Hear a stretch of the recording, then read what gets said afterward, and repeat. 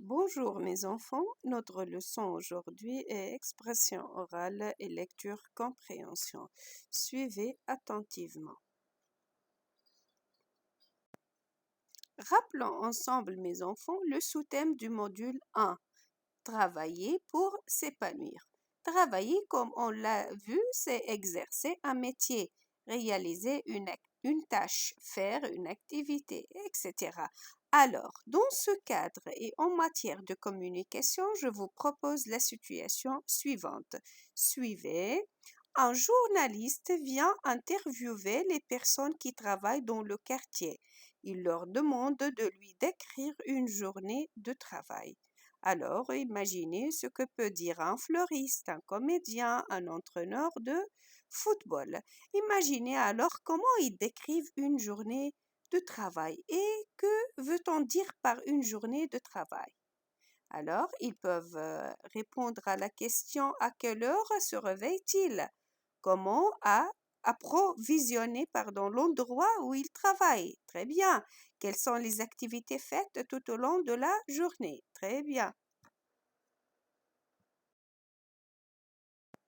J'ai choisi à titre d'exemple le fleuriste. Voilà un outil d'aide. Commencer le travail dès l'aube, recevoir des clients, les aider à choisir des bouquets, vivre au sein des fleurs, livrer des commandes, mettre en place les présentoirs, bonne maîtrise de la composition florale, être toujours souriant. Alors, choisissez un métier ou bien voilà, choisissez le fleuriste comme vous voulez. L'essentiel de raconter sa journée et les joies que lui procure son métier. Et vu que notre apprentissage est à distance, l'exploration spontanée, vos expressions orales seront remplacées par vos questions écrites via Classroom et je répondrai ultérieurement à toutes vos questions. En faisant le lien entre l'oral et l'écrit, déjà notre projet d'écriture au terme de la première unité d'apprentissage et je raconte un événement en rapport avec le travail.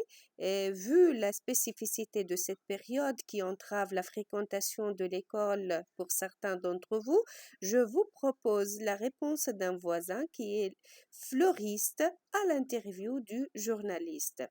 Alors, suivez, il raconte sa journée de travail. Je me lève dès l'aube, déjà ma journée commence très tôt et je n'ai pas le temps de m'ennuyer.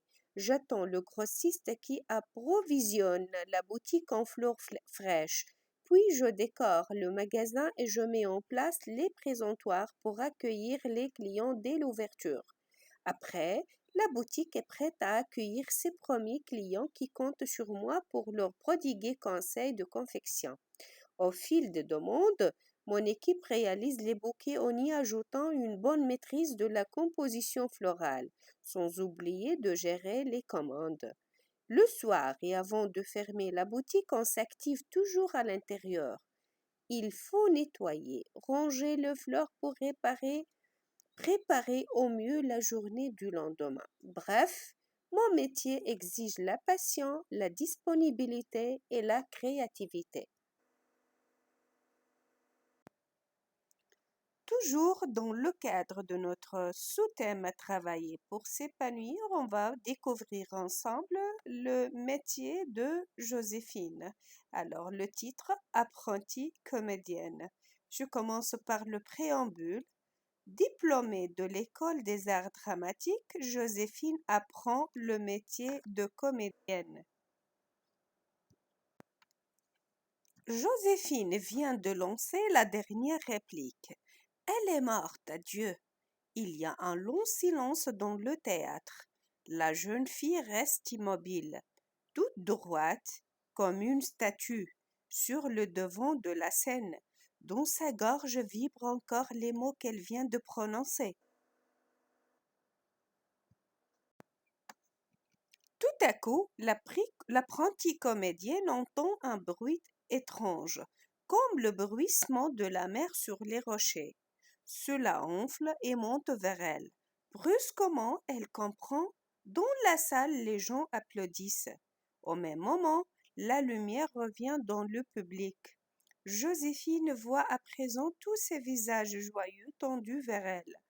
Quelques instants après, le rideau tombe et se relève à plusieurs reprises. Joséphine, sans ses yeux sont bués, elle salue le public 10 fois, 100 fois. Les applaudissements enveloppent la future actrice comme un grand manteau chaud. Lisez le texte en silence et répondez aux questions suivantes.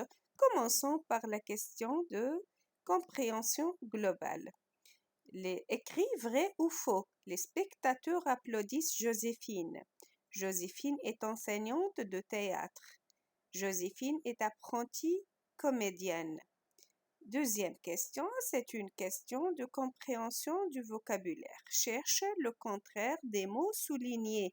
Cela enfle et monte vers elle. Un grand manteau chaud. Alors cherchez les antonymes de enfle, monte et chaud. Passons à la question 3. C'est une question appelant la justification d'une réponse. Joséphine a-t-elle bien joué son rôle? Oui ou non? Justifie ta. Question 4. Quels sont les détails qui montrent que Joséphine est émue? Émue, mes enfants, c'est un adjectif du verbe émouvoir, c'est-à-dire qui prouve ou manifeste une émotion. Alors Joséphine est touchée, elle est affectée, elle a le cœur battant. Alors cherchez les détails. Cinquième question, cherche le champ lexical du mot actrice, c'est-à-dire chercher le lexique, le vocabulaire qui est en relation avec le mot actrice. Joséphine est future actrice. Que penses-tu de ce métier? Être acteur, actrice. Alors, je passe à l'exercice 7. Écris les mots utilisés par l'auteur pour ne pas répéter le prénom de Joséphine, c'est-à-dire pour éviter la répétition, il a utilisé des mots de reprise. Lesquels?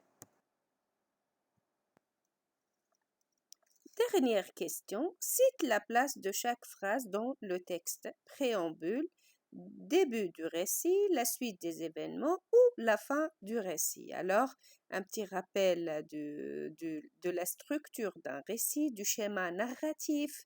On commence par le début. Au premier lieu, c'est le préambule qui précède le récit, puis le début du récit, ensuite la suite des événements et enfin la situation finale.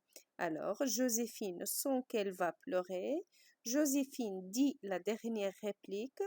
Joséphine apprend le métier de comédienne, bien sûr en se référant au texte. Merci mes enfants, bon travail et à la prochaine.